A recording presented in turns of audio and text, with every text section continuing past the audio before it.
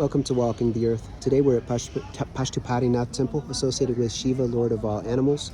So here we see a Shiva shrine, and we've got Nandi the bull. You can see that he's looking with adoration toward his master Shiva. And so what I wanted to say is that Shiva is very closely associated with cows and with bulls. Like many of the deities within the umbrella framework called Hinduism. And so I believe he's a Brahma bull. And then a little bit over to the left, you will notice symbols that are always associated with Shiva. So you've got the trident and the drum. It looks like an axe. I'm not aware of that, so perhaps you know more about this and can share. And then over the window, you will notice. Now I'm not sure about the actual creature that's there, but it looks similar to, in the Buddhist tradition, you see images of Mahakala, of time devouring everything, and so everything is devoured and destroyed by time. But you will notice naga, that's encircle the whole shrine. And so on both sides of the window you see two serpent beings, two serpent creatures, and they're decorated with various powders and pastes as a sign of devotion, and they have 5-headed serpents over their human head, so they're hybridic. They appear humanoid and serpentine.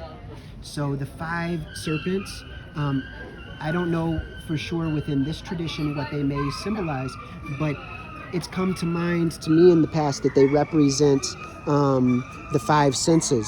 That basically our 5 senses, if we do not have mastery over them, then they control us, and they constrict us and prevent us from expanding and free moving. And they also are they are toxic and venomous, not only to ourselves. Our senses will poison us if we don't master them, and they will toxify and poison others. So our sense doors can either be our friend or our enemy.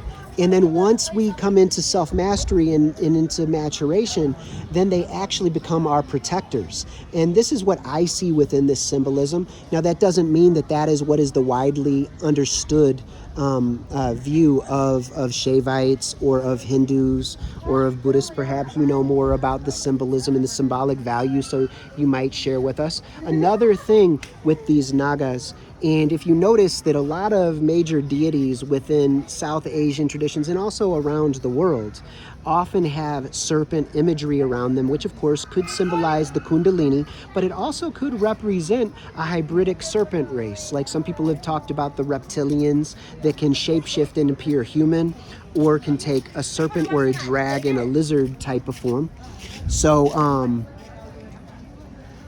This is something that I know it's very David Icke, but you have to understand that serpent religion is very old all around the world. Some of the earliest religious iconography that we have is of serpents, and humans have long had devotional worship toward serpents and honored serpents, and so some have seen them as a non-human species that's actually of higher intelligence than humanity.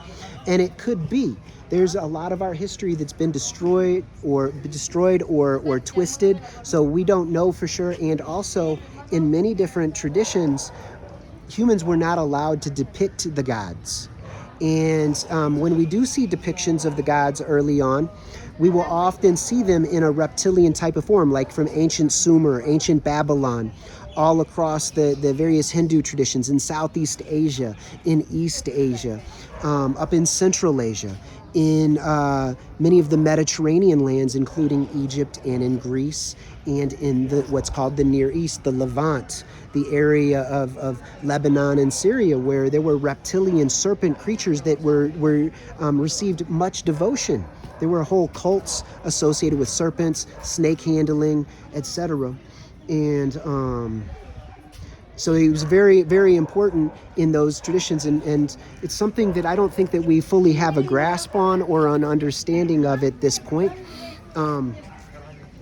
So perhaps it holds some key information for us to better understand who we have been, who we are, and who we are meant to be. And it is, and whenever we're studying symbolism, just remember we always need to look at the qualities. What does it do?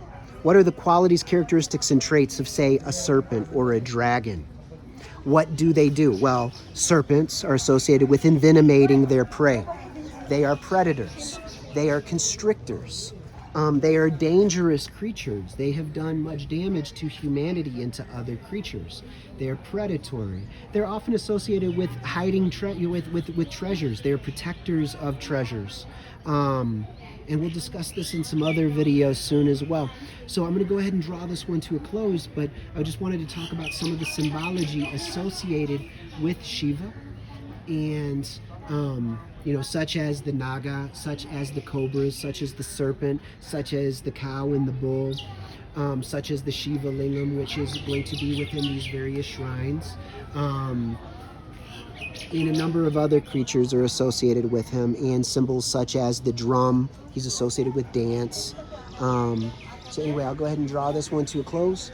But until next time, everybody, seek knowledge and be happy.